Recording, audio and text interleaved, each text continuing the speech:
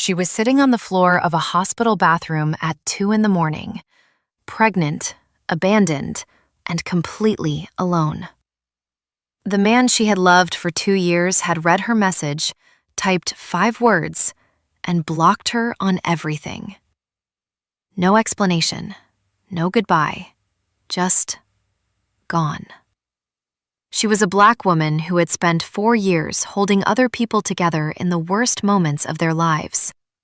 And now, shaking in a supply closet bathroom with a positive test in her hand and nobody left to call, she made one small mistake. She texted the wrong number. And somewhere across the city of Atlanta, in a dark office on the 14th floor, a Korean Mafia boss, a man with a dragon tattooed up his neck and blood on his hands and 3 years of unprocessed grief living in his chest, felt his phone vibrate. He read her message. He knew immediately it wasn't meant for him. He knew exactly what he should have done. He answered anyway. What started as a wrong number became the last thing either of them expected. A connection more honest than anything they had ever known. But the higher they built it, the closer his world crept toward hers. And when danger finally arrived at her hospital, at her door, wearing a stranger's face, what he did next will either break your heart or restore your faith in people entirely. Before we begin the story, comment below where you're watching from and what time it is there. If stories about karma, love, and hidden truths resonate with you, be sure to subscribe to the channel. The night Chelsea Morgan Hayes found out she was pregnant, the rain was hitting the windows of Grady Memorial Hospital like it had something to prove. She had taken the test in the staff bathroom on the 4th floor, the one near the supply closet that nobody used after 10 p.m. because the fluorescent light buzzed like a dying thing and made everyone look a little bit dead. She had bought the test 3 days earlier and carried it in the front pocket of her bag like a grenade she wasn't ready to pull the pin on. 3 days of 12-hour shifts, of listening to monitors and adjusting IV lines and telling families that everything was being done, everything that could be done was being done. And the whole time, that small white box sitting at the bottom of her bag like a secret she already knew the answer to. She did not cry when the second line appeared. That surprised her. She had expected to fall apart immediately, the way she had fallen apart when her mother died 3 years earlier, sitting on the kitchen floor of the apartment in Decatur at 2 in the morning, unable to stand up for what felt like hours. This time, she just sat on the edge of the toilet seat and looked at the test and felt something very cold and very quiet move through her chest, like a door closing slowly in a room nobody was using anymore. She took a picture. She sent it to Marcus. His response came in 47 seconds. She counted later, when she had nothing but time to replay it. 47 seconds was fast enough that she knew he had read it immediately, and fast enough that he had not thought about it at all. That can't be mine. Then silence. Then, and this was the part that would sit in her like a splinter for a long time, blocked. On every platform. His number disconnected. 2 years. 2 years of Sunday mornings and arguments about nothing, and his jacket hanging on the back of her bedroom door. And he was gone in the time it takes to read 5 words and press 3 buttons.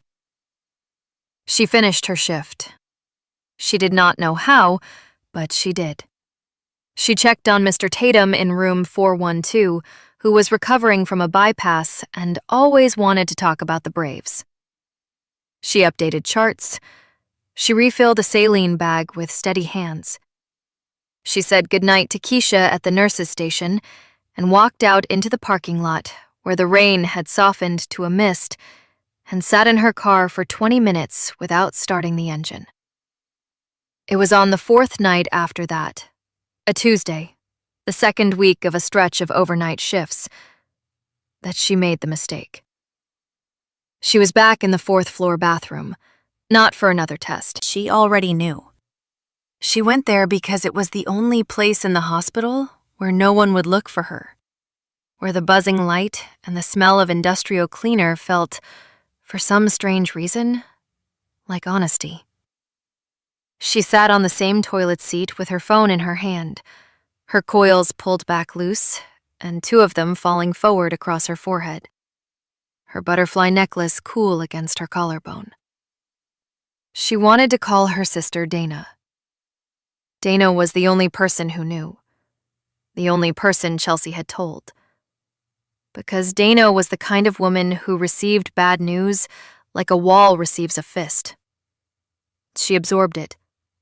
She did not shatter. And then she figured out what to do next. Chelsea needed that right now. She needed someone to absorb this with her. She opened her messages. She found what she thought was Dana's thread. She typed quickly, the way you type when your hands are shaking and you are trying to outrun the emotion behind the words. I'm pregnant. He left. I don't know what to do. I'm scared. She pressed send. She put the phone face down on her thigh and pressed the heel of her hand against her sternum, where the cold, quiet feeling had been living for 4 days, and she breathed in the way she taught patients to breathe. Slow, deliberate, through the nose, like you were choosing to stay in your own body on purpose. The phone buzzed. She flipped it over. I'm coming home. She read it twice, a third time. Then she looked at the number. The thread she had opened was not Dana's. The contact name she had tapped was a number she had saved 6 months ago. A patient's emergency contact who had never been reached, whose information she had kept in her phone out of the particular kind of guilt that comes from a case that didn't end well. 1 digit different from Dana's. 1 digit. She stared at the message. I'm coming home. The words did not feel like a mistake. That was the thing that frightened her.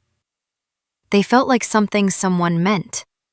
Not to her, she understood that, but to someone. Like she had intercepted a message that was real and urgent and full of a weight she could not yet name. She typed, Who is this?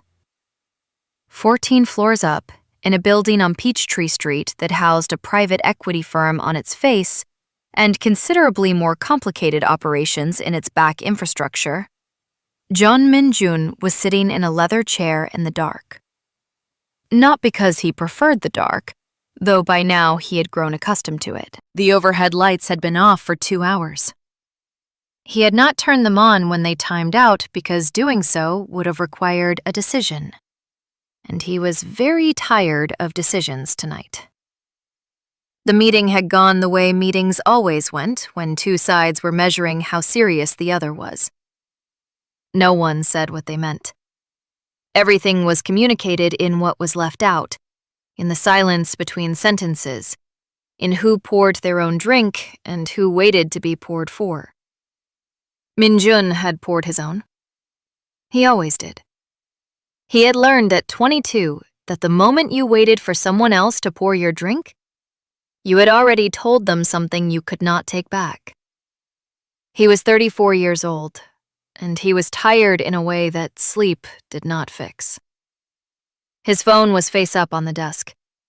He was not looking at it. He was looking at the middle distance somewhere above the Atlanta skyline, visible through the floor-to-ceiling glass, at the lights of a city that did not know his name in any way that mattered, that would not notice if he were not in it. The phone lit up. He glanced at it. Unknown number. A message. I'm pregnant. He left. I don't know what to do. I'm scared. He picked up the phone. He read it once. The words were simple words, plain, unadorned. The kind of sentence someone writes when they have run out of the energy to soften anything. He had read hundreds of messages in his life that were designed to be something. Persuasive, threatening, careful. This one was none of those things. This one was just true. He looked at the number. And then, because he was a man who noticed details as a matter of survival, he looked at the contact directly above it in his recent list. Ji-yeon. The number on the screen and the number saved under her name were nearly identical. One transposed digit. His chest did something he did not have a word for. Not pain exactly, because he had learned to separate himself from that. Something more like recognition. Like pressing on a bruise you had forgotten was there. He should have typed, "Wrong number. I'm sorry." He knew this. He was not a sentimental man. Sentiment in his world was a liability that had gotten people killed, and he had long ago put his feelings in a place that was locked and necessary and not to be visited during business hours, or any hours that required clarity. He typed, "I'm coming home." He sent it before he understood why. Then he sat in the dark again, the phone in his hand, and waited in a way he had not waited for anything in 3 years. With something that felt, uncomfortably, like wanting to know what happened next. Her reply came within a minute. "Who is this?" He looked at the question for a long time. Outside, Atlanta glittered with indifferent light. The rain had stopped. Somewhere below, his men were doing what men in his organization did at this hour. None of it required him right now. He typed, "Someone who made the same mistake you did, texting the wrong person at the wrong time." She did not respond immediately. He noticed that. Most people, when surprised, reacted within seconds, either with panic or with the particular kind of forced casualness that was its own form of panic. She did neither. She took 4 minutes and 17 seconds to type her next message, which told him something about her before she said a single word about herself. She was someone who thought before she spoke. In his experience, that was rarer than people believed. "So you're not going to pretend you didn't read it." He looked at the message, set the phone down, picked it up again. "Would that have helped you?" Another pause, shorter this time. "No, probably not." He should have ended it there. A polite acknowledgement, a brief apology for the confusion, and then silence. The clean, professional silence he had built his entire adult life inside of. He was good at silence. He had been told, more than once, that his silence was the most intimidating thing about him, which was saying something, given the tattoos and the height, and the particular way he had of looking at a person like he was reading a document they hadn't meant to leave out.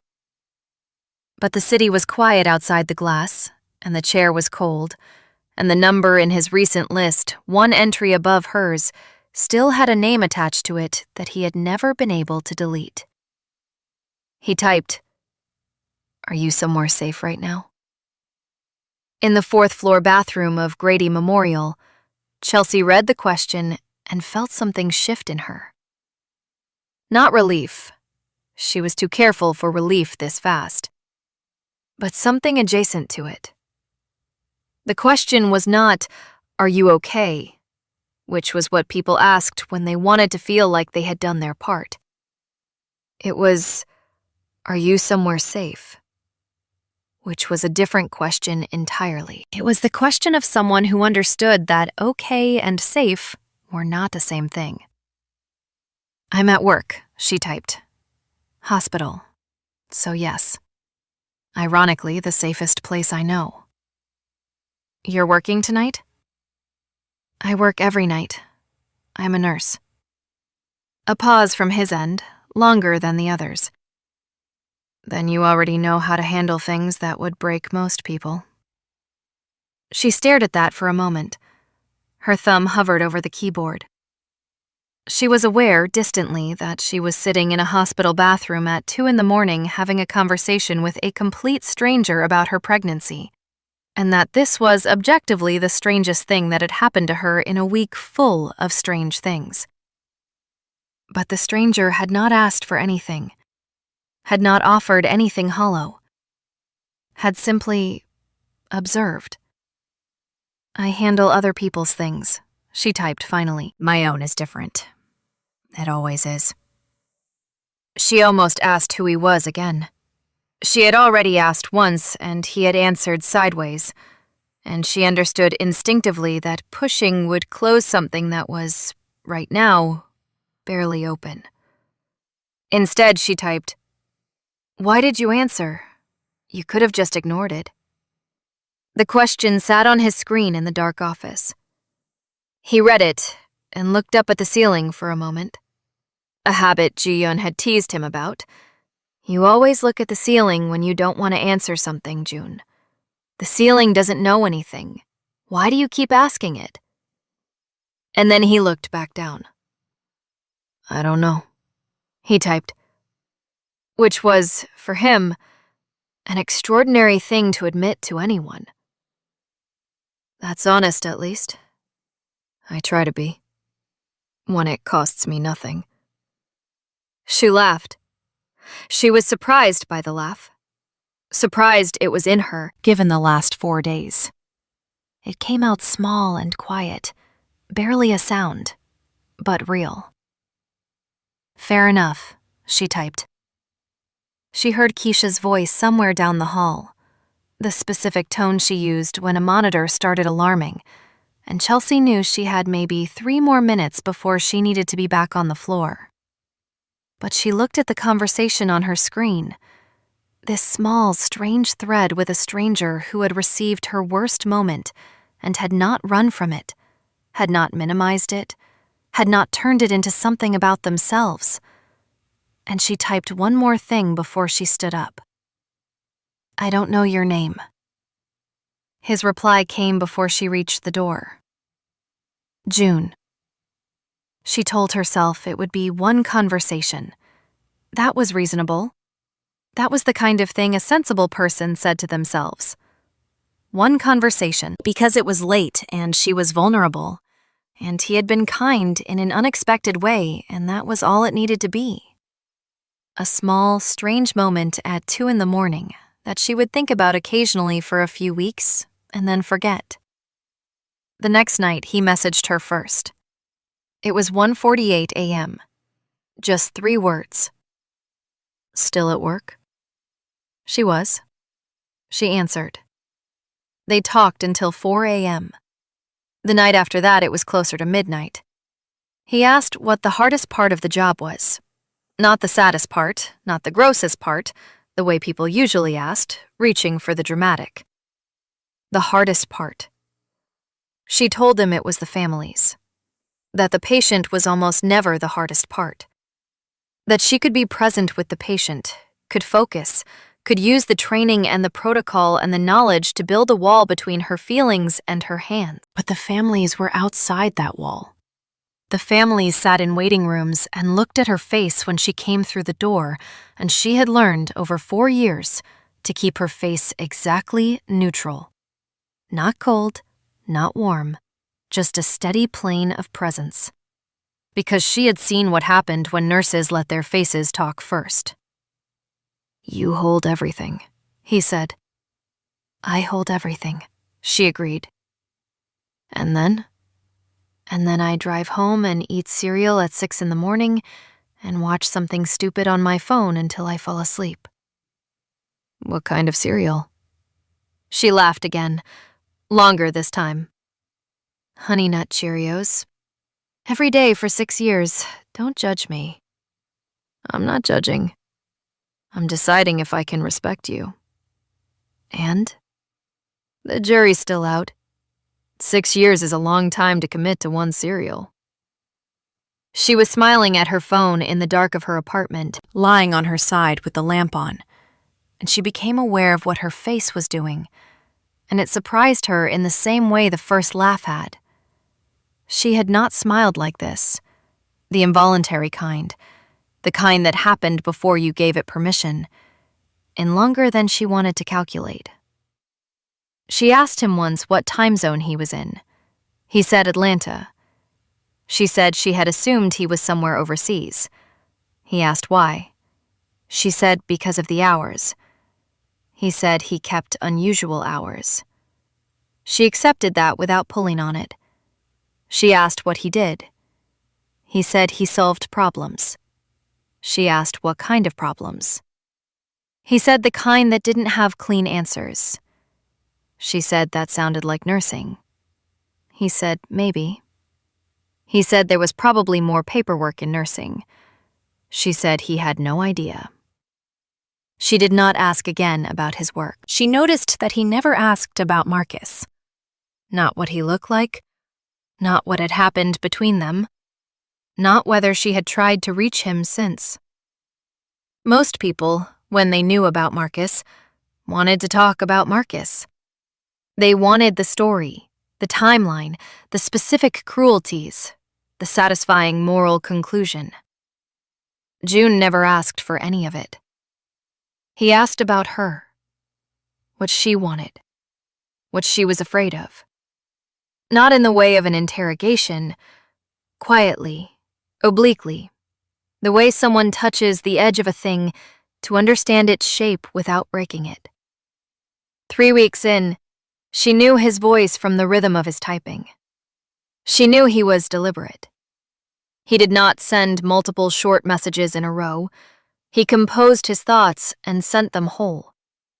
She knew he was dry in a way that was easy to miss if you were not paying attention. She knew he was awake at hours when most people weren't, and that he seemed, underneath the composure she could feel even through a screen, to be someone who had been carrying something for a very long time. She did not know his last name. She did not know what he looked like. She told herself this was fine, that the anonymity was actually part of why it worked, because there was no performance possible, no version of herself she could curate. Just words, just honesty, just two people who had accidentally found each other at the bottom of their respective nights. She was 7 weeks pregnant. Her body was changing in small ways she cataloged with clinical attention and tried not to think about too much. She had not told anyone at work.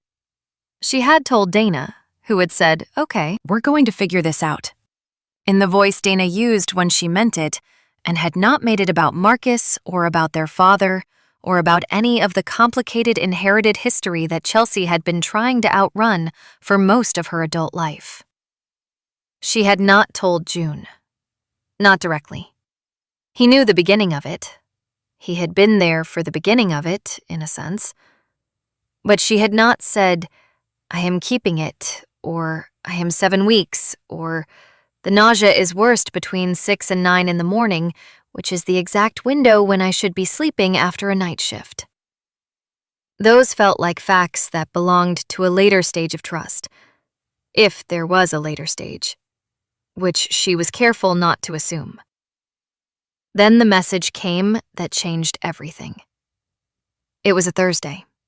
She was off work, sitting at the small table in her kitchen with toast she was not eating because the smell of the butter was wrong in a way she couldn't explain, when her phone buzzed with a message from June's number. She opened it automatically. Package confirmed for the Friday window. Nguyen wants the South Side distribution point cleared before the Peachtree handoff.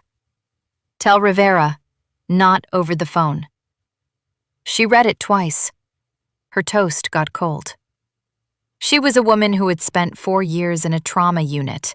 She was not naive about the world, and she was not naive about people, and she was not naive about the particular landscape of meanings that certain words assembled when they appeared together in a certain order.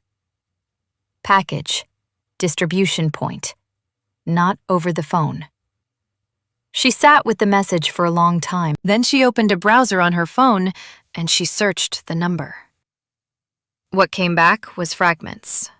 A name mentioned sideways in an old article from a Korean news outlet, translated imperfectly by an automatic service, connected to words she recognized in any language. A name in a federal document available through a public court filing. The tattoos described in one account. The reach of the organization described in another. Jun Min Jun. She put her phone face down on the table and sat in her kitchen in the morning light with her cold toast and her uneaten butter smell. And she understood, with the clarity that comes only when something you were half suspecting becomes fully real, exactly who she had been talking to every night for 3 weeks. She did not respond to his messages for 2 days. On the second day of her silence, he sent one message. I know what you found. She was sitting on the edge of her bed when it came through, still in her scrubs from the night shift, her coils loose and flattened on one side from where she had pressed her head against the car window on the drive home. She had slept 3 hours. She had woken up with the particular kind of alertness that comes not from rest, but from a body that has decided, without consulting you, that it is done pretending to sleep. She read the message. She read it again. She set the phone down on the comforter and looked at the wall. The thing that frightened her was not that he knew. She had expected that. A man in his position would have some mechanism for knowing, some apparatus of awareness she could not fully see. What frightened her was that the message did not try to explain, did not say, it's not what you think, or let me tell you the whole story, or any of the things that people said when they wanted to control the narrative before you could form your own. He simply acknowledged that she knew, and then he waited. That was, she was realizing, very much how he did everything. She picked up the phone. Then, you know why I can't do this, she typed. His reply came in less than a minute. You're right, but I'm going to ask you to meet me anyway. Once. In public. And if after that you want me gone, I'll be gone. She put the phone down again. She went to the kitchen and drank a glass of water standing at the sink, looking out the small window above it at the parking lot of her building, where 2 kids were drawing something on the asphalt with chalk. A large circular shape that might have been a sun or might have been a face. She watched them for a moment. The sensible answer was no. The sensible answer was to say, I wish you well, I hope whatever you're carrying gets lighter, thank you for the 3 weeks, and then change her number and buy a new cereal and let it be what it was. A strange, tender accident that had helped her survive a very hard month and nothing more. The sensible answer was the answer a woman with a baby coming and $400 in her bank account and no room for complications should absolutely give. She went back to the bedroom. She picked up the phone. Once, she typed. Public place. I choose where. She chose the cafe on Moreland Avenue in Little Five Points because she had been going there for 6 years and knew every exit and knew the owner by name and knew that on a Wednesday at noon, it would be full enough that nothing dramatic could happen without witnesses and quiet enough that she would be able to hear him speak. She wore her jeans, the dark ones, the ones that still fit, and her Nike Airs, and a cream top she had bought herself the previous winter and never found an occasion for.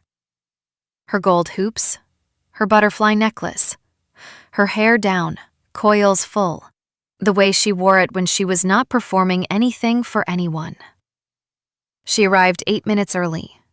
She ordered a tea she did not particularly want and took a table near the window where she could see the door and sat with her hands around the warm cup and watched the street. He came through the door at exactly noon. She recognized him from the fraction of a photograph she had found in her search. But photographs had not prepared her for the way he moved through a room. The particular quality of his presence, which was not loud and was not aggressive, but was simply undeniable. The way a load-bearing wall is undeniable. The way you understand instinctively that this is something the structure depends on. He was taller than she had expected. The tuxedo black suit, the white shirt open at the collar, the tattoo rising from his neck in dark, fluid lines. He scanned the room in a single motion that was so practiced, it looked almost like nothing, just a man looking around a cafe. And then his eyes found her. He walked to the table. He did not extend his hand. He pulled out the chair across from her and sat down and looked at her directly, the way she had somehow known he would. Not performing ease, not managing the awkwardness of a first meeting. Just present. Fully, quietly present. "I wasn't sure you'd come," he said. His voice was lower than she had imagined, and slower. "I wasn't either," she said. "Right up until I was walking through the door." Something moved across his face. Not quite a smile, but the precondition for one. The territory just before the border. He ordered a black coffee from the server without looking at the menu. She watched him do it, and thought about the 3 weeks of late-night messages, the careful rhythms of his typing, the way he asked questions like he was reading something rather than performing curiosity. And she tried to connect that person to the one sitting across from her now. The one with the dragon climbing his neck, and the Patek Philippe, and the particular stillness that she suspected was not peace, but something that had been constructed very deliberately in the place where peace should have been. "You should ask me what you want to ask me," he said. "I want to ask you everything," she said. "But I'm going to ask you one thing." He waited. "Do you think you're a good person?" The cafe moved around them. Someone laughed at the counter. A chair scraped. He held her question for a long moment, the way she had learned he held things. Not avoiding, just making sure he had it fully before he responded. "No," he said. "I don't." She had expected deflection or qualification, or the particular performance of honesty that was still a form of impression management. She had not expected the clean, undefended simplicity of that answer. It sat between them on the table like something he had placed there on purpose. "Then why are you here?" she asked. And that was when he told her about Ji-yun. He did not tell it dramatically. That was what she would remember later, that he told it the way you tell a fact that has become so much a part of you that the emotion of it has gone somewhere else, somewhere internal and structural, load-bearing in its own way. He told her about the number, about how Ji-yun's contact was one entry above hers in his recent list, 1 digit different, and how he had known immediately when he saw the message that it was a mistake and had answered anyway because... And here he paused and looked at the table for a moment, and then back at her. Because it was 2 a.m., and the message was real, and he was tired of everything in his life being managed, including his own grief. "She was pregnant," he said, "when she died. It was meant to be me." Chelsea held that. She was an ICU nurse. She knew what loss looked like from the inside, from the outside, from the side where you were the one delivering the information, and from the side where you were the one receiving it.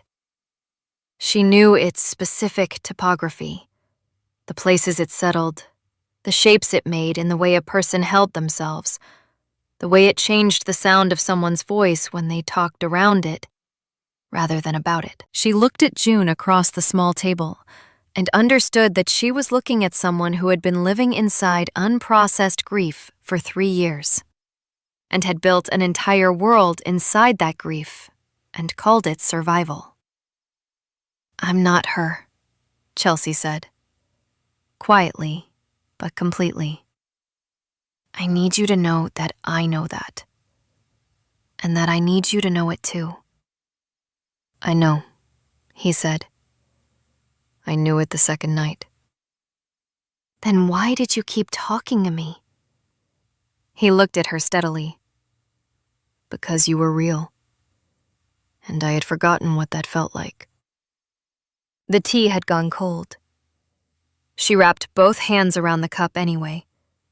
A habit. Comfort in the shape of the gesture, rather than the warmth. My world is going to come into yours, he said. I can't promise it won't. I want to be honest about that. I know. And you still came. I came to decide, she said. I haven't decided yet. He nodded once, like that was the right answer. Like he had not expected anything else, and would not have wanted it. They sat in the cafe for another 40 minutes. They talked about small things. The neighborhood, the chalk drawing she had seen in her parking lot that morning, a patient she could describe without identifying, a restaurant he said made the best sundubu jjigae she would ever eat, and that she said she would believe when she saw it. The conversation moved the way their messages had moved, with that particular ease that comes not from having nothing at stake, but from having already shown each other the hardest things, so that everything after is somehow lighter. When they stood to leave, he held the door for her and she walked out into the Atlanta noon and felt the sun on her face, and her hand moved, without thinking, to her stomach. Not dramatically, just briefly, the way it had started doing lately, the small unconscious acknowledgement of presence. He saw it. She knew he saw it. He did not say anything. I'll think about it, she said. That's all I asked, he said. She walked to her car. She did not look back. But she was aware of him standing on the sidewalk until she turned the corner, and she was aware that for the first time in 6 weeks, the cold, quiet thing in her chest had moved slightly. Not gone, but shifted. The way furniture shifts when someone helps you rearrange a room. She called Dana from the car. How did it go? Dana asked. Chelsea watched the traffic on Moreland and thought about the answer. He told me the truth when he didn't have to, she said. Both times. Dana was quiet for a moment. That's not nothing. No, Chelsea said. It's really not. She did not make a decision that day, but she drove home a different way than she had come, a longer route through the neighborhood she had lived in since she was 23, past the library and the laundromat and the church on the corner with the sign out front that always had something on it that felt, improbably, addressed to her specifically. Today it said, "The door you're afraid of is usually the right one." She took a picture of it. She did not send it to anyone. She went home. She ate something that was not cereal for the first time in 2 weeks. She slept 6 uninterrupted hours and woke up in the late afternoon with the low gold light coming through the curtains and her hand on her stomach, and something that felt, carefully and tentatively and without any promises, like the beginning of forward. She picked up her phone. She opened his thread. I've thought about it, she typed. 3 dots appeared immediately. And? She looked at the ceiling, then at the window, then at the phone. You can be the stranger who shows up, but slowly, and on my terms. His reply came in 10 seconds. Your terms. 2 words. No negotiation. No conditions appended. Just yes. As simply as anything had ever been yes. She put the phone down and looked at the ceiling for a long time after. Not because she had questions for it, but because something in her had settled, quietly and without announcement, into a shape she had not felt before. Not certainty, not safety, but something that was reaching in the direction of both. Outside her window, Atlanta moved through its afternoon without knowing any of it. The city did not know about the message sent to the wrong number. It did not know about the man in the dark office who had answered instead of closing the screen. It did not know about the woman who had laughed for the first time in days at something a stranger said about cereal. It did not know that the stranger who showed up, when he finally did, would change everything. And it did not know, yet, how much it would cost him to do it right. The weeks that followed were the strangest and most ordinary of Chelsea Morgan Hayes' life. Strange because of what she knew, because every time June's name appeared on her screen, she was aware, underneath the warmth of it, of the weight of what he was. Because she had read enough in those 2 days of silence to understand the scale of what Junmin Jun operated inside, the size of the shadow his world cast. Because she was a woman who had grown up watching her mother work double shifts to keep the lights on and had put herself through nursing school on loans and scholarships and the particular ferocious discipline of someone who understood that there was no net beneath her, and she did not make careless choices with things that mattered. Ordinary because he had said your terms and meant it. Because he texted at 7 p.m. asking if she had eaten, the way her mother used to call on Sunday mornings to ask the same thing, not as an obligation, but as the specific language of someone who cared about your continued existence in the world. Because he remembered things, the name of her difficult patient, the appointment she mentioned once in passing, the fact that she hated the smell of artificial vanilla in any form, a fact she had mentioned exactly once as an aside, and that he had never forgotten. Because the conversations at midnight felt like the same conversations they had been having from the beginning. Unperformed, unhurried. Two people talking in the dark about the real shape of their lives. She was 4 months along when she finally let him come to the prenatal appointment. She had not invited him exactly. She had mentioned it, casually, the way you mention something to test the air pressure in a room. Said that she had an appointment Thursday morning, the anatomy scan, the one where they could tell you things. He had said nothing in response for a full minute, which was long for him. Then, what time? She had given him the time. She had not said, come, not explicitly. He had understood anyway. He was already in the waiting room when she arrived, which meant he had gotten there before her, which meant he had thought about it, had made a decision about it, had arranged himself around it in a way that was not accidental. He was in a dark coat over a plain black sweater. No suit, no watch visible. The tattoo on his neck present, but somehow quieter than it seemed in other contexts. He stood when he saw her. He did not hug her or touch her in any way. He just stood and looked at her the way she had learned he looked at things he was serious about. Fully, without managing his expression into something more comfortable. You didn't have to, she said. I know, he said. They sat side by side in the waiting room with a People magazine between them that neither of them read and the low ambient noise of a medical office around them. And Chelsea was aware that this was the most domestic moment of her adult life, and that it was happening with a man she had technically known for 4 months and had met in person exactly twice, and who ran a criminal organization across 3 cities. She almost laughed. She kept it internal. The scan was 22 minutes. The technician was warm and professional and clearly accustomed to arrangements that were not straightforwardly legible. June stood to the side, slightly back, at an angle that gave Chelsea the center of the space without removing himself from it. When the heartbeat came through the monitor, that particular rapid, percussive sound, specific and undeniable, the sound of something that was real in a way that silenced every abstraction. Chelsea felt her eyes go hot. She did not cry. She was a nurse. She had held this particular emotion in check for other people's children in rooms like this for 4 years, and she was not going to lose it now.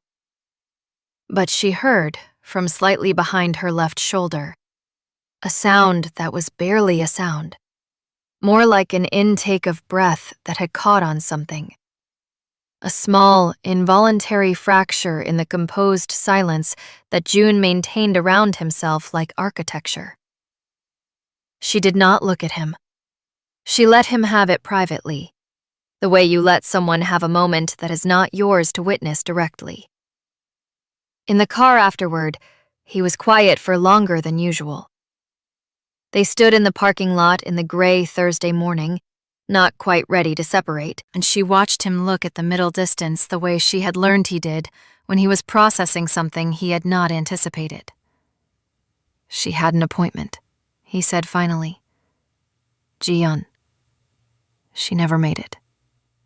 Chelsea did not fill the silence with anything. She had learned over these months that June's silences were not absences. They were the shape of things he was deciding whether to say. I'm glad you made yours, he said. She looked at him. Me too. They were standing 2 feet apart in a hospital parking lot in Atlanta on an unremarkable Thursday morning, and the city was doing what it always did, indifferent and enormous, and none of it knew anything about what was happening in the specific gravity between these two people. Chelsea thought, not for the first time, and not for the last, that she was standing at the edge of something she could not fully see the shape of, something that required her to decide how much she was willing not to know in exchange for what she was being given. She had not resolved that question. She was living inside it instead, which was, she was learning, its own kind of answer. The thing about danger, Chelsea would think later, was that it rarely arrived announcing itself. It came in the form of an ordinary Tuesday, a man in the corridor, a question that was slightly too specific. She was on the floor, late afternoon, the tail end of a day shift she had picked up to cover for a colleague, when one of the volunteers at the nurses' station said there was a man asking for her. Not a patient's family, not a doctor, a man who had said he was the father of her child and wanted to leave a message. Chelsea walked to the station. The man was gone. He had not waited. But the volunteer described him, and Chelsea felt the cold, quiet thing return to her chest, in a different register than before.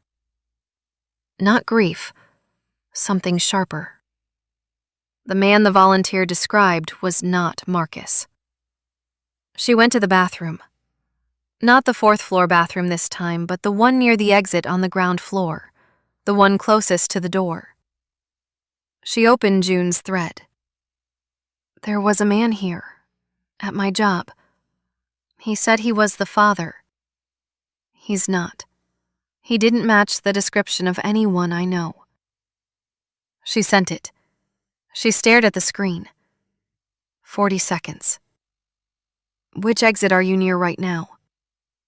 Ground floor, south side. Go out that door. Walk to the parking structure on the left. 3rd level. Wait by the stairwell. June? Chelsea. Now. Please. She had spent 4 years making rapid decisions in situations where hesitation cost lives. She did not hesitate. She went out the south door. She walked to the structure. She took the stairs to the 3rd level and stood by the stairwell door in the gray concrete afternoon with her heart doing the thing it did in the ICU when a monitor went critical. Not panic. Something more focused than panic. The specific heightened clarity of a body that understands the stakes. A black car came up the ramp 11 minutes later. One of his men. She had never met him, but she understood immediately from the way he moved, from the particular efficiency of his presence, opened the rear door without speaking. June was inside. He looked at her face when she got in. He said nothing for a moment. Then, "You're okay." "I'm okay," she confirmed. "What's happening?" He was already on the phone to someone, speaking in Korean in a low and very controlled voice, the kind of control that cost something. She understood none of the words. She understood everything about the tone. This was the voice of a man who was in the process of solving a problem with the cold efficiency of someone who had solved problems this way before and did not enjoy it and was going to do it anyway. When he hung up, he looked at her directly. "There's a group," he said. "They've been watching me. They found out about you." The word "you" landed in her chest. "They sent someone to find out your routine," he said. "Your hours, your exits. They used Marcus as a name because they knew it was connected to you." "How did they know about Marcus?" "They didn't. They found him and asked him questions about you, and he answered because he was frightened and didn't understand what was happening." She looked out the window of the moving car at Atlanta going past and thought about Marcus, who had blocked her on every platform and was apparently now being visited by people asking questions about her, and felt a complicated mixture of things that she did not have time to process in order. "Is Marcus?" "He's fine. Frightened, but fine." She nodded. She looked back at June. "Is my apartment safe?" "Not tonight." "Dana?" "She doesn't know you're connected to me. She's not a target." "And me?" He looked at her and she understood, from the specific quality of his stillness, that this was the question he had been dreading. Not because he did not have an answer, but because the answer was the one that cost him the most. "You're safe," he said. "I'm going to make sure of that." "By handling it," she said, not a question. "Yes." She looked at her hands in her lap. The butterfly necklace was cool against her collarbone. Outside, the city moved past in late afternoon gold. She was 6 months pregnant and sitting in a car belonging to a man who ran an organization she did not fully understand and whose world had now, as he had warned her it might, reached into hers. She had known this was a possibility. She had walked into it with open eyes. But knowing a thing is possible and sitting inside it happening were different countries entirely. She did not say "I told you so" to herself. That was not a useful country to visit. She said, "After this is handled, I need to talk to you." He looked at her. "I know." "You know what I'm going to say?" "Yes." "And?" He was quiet for a long moment. The car moved through Atlanta. Somewhere ahead of them, she understood, things were being arranged and resolved in ways she would never see directly. The apparatus of his world, doing what it did. "And I think you're going to be right," he said quietly. She looked at him. He was looking straight ahead at the back of the driver's seat, at something past it that she could not see. His profile in the fading afternoon light, the strong jaw, the silver at his temple, the tattoo that had frightened her once and now simply looked like part of him, like any scar looks like part of a person when you have learned their story. She wanted to reach across the space between them. She did not. She sat with her hands in her lap and let the city go past, and understood that some things were true and some things were also impossible. And that love, if that was what this was, and she was beginning to believe it was, did not always get to be both true and possible at the same time. She met him one last time at the same cafe. Same table, same noon light coming through the window. He arrived exactly on time, as he always did. Dark coat. No suit today. He looked, she thought, like a man who had not slept much.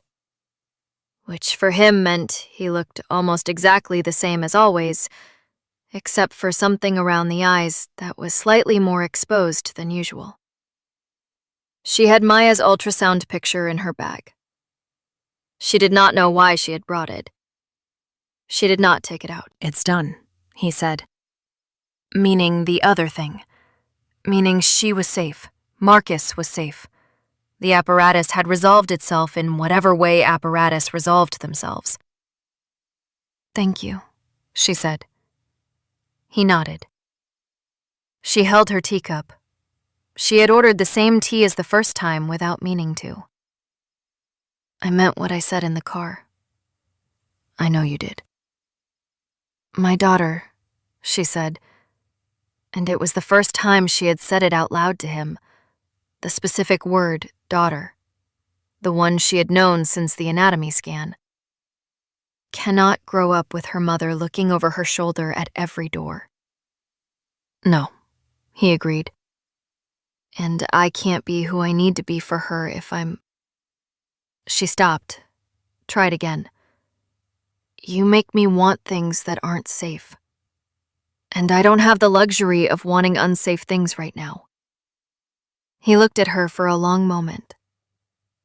Outside the cafe, Atlanta went about its ordinary life. A woman walked past with a stroller.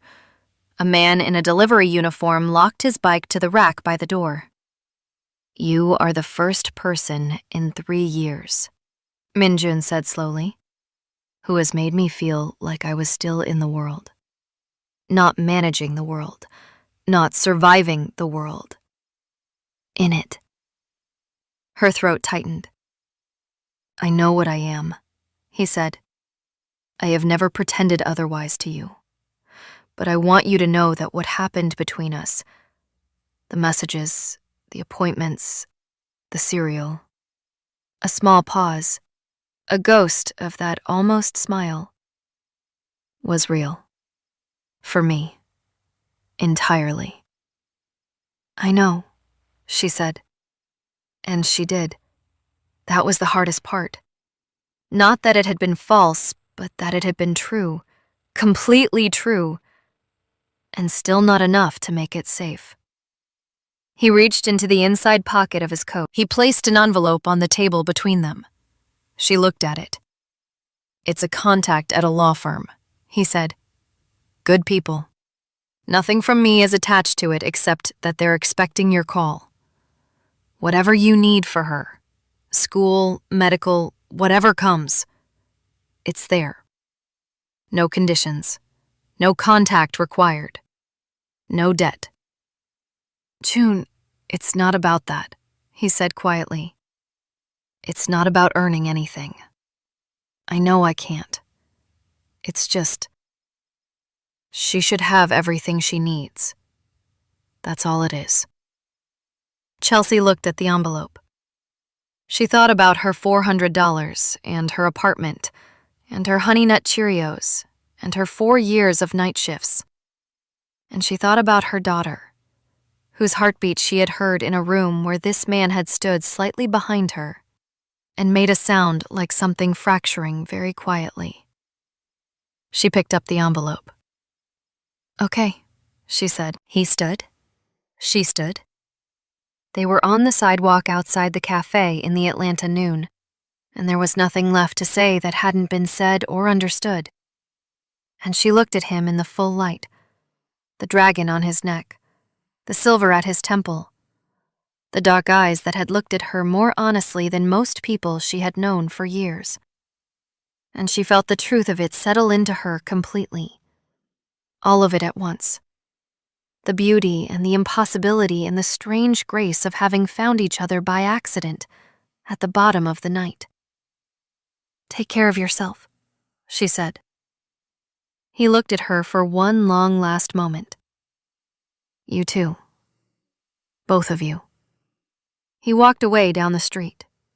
She watched him until the crowd absorbed him, until he was just a tall figure in a dark coat, and then not even that. Just Atlanta, just the ordinary city doing its ordinary thing, knowing nothing.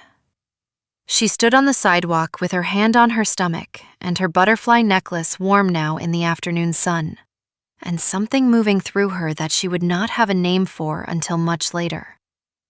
Not grief exactly. Not relief exactly.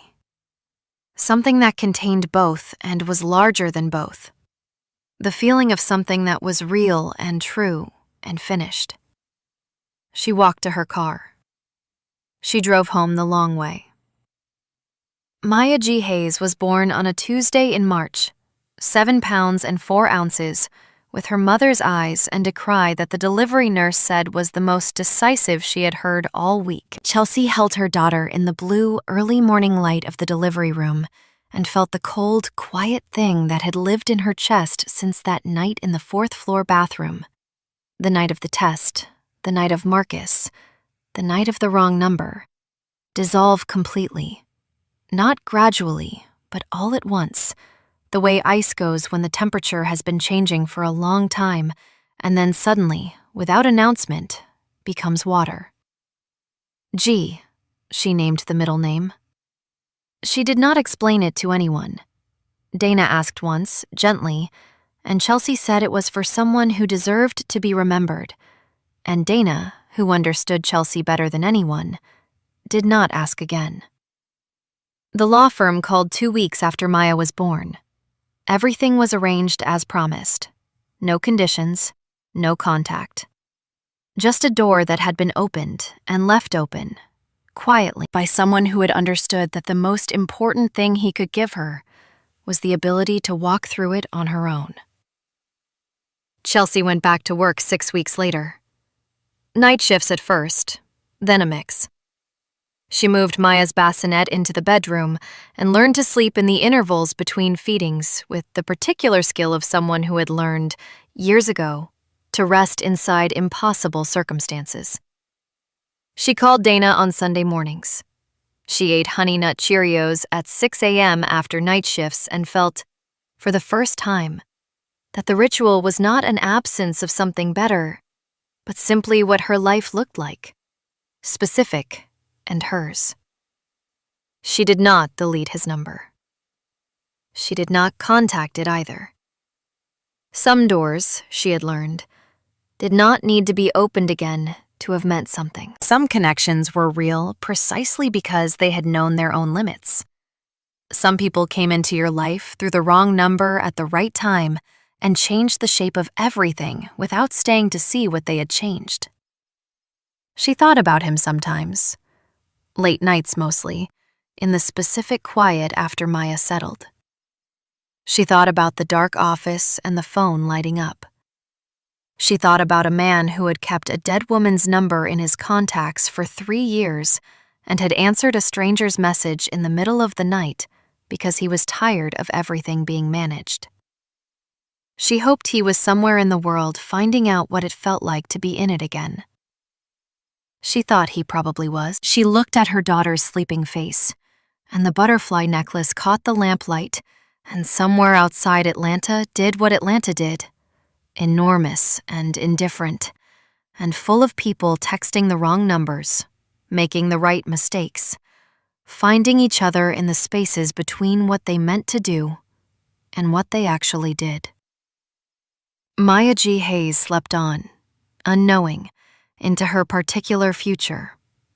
And her mother, who had learned to hold everything, held her. And finally, at last, let herself be held back. If this story moved you, take just a moment and reflect. Have you ever been the person holding everyone else together, while quietly falling apart inside, with no one to call?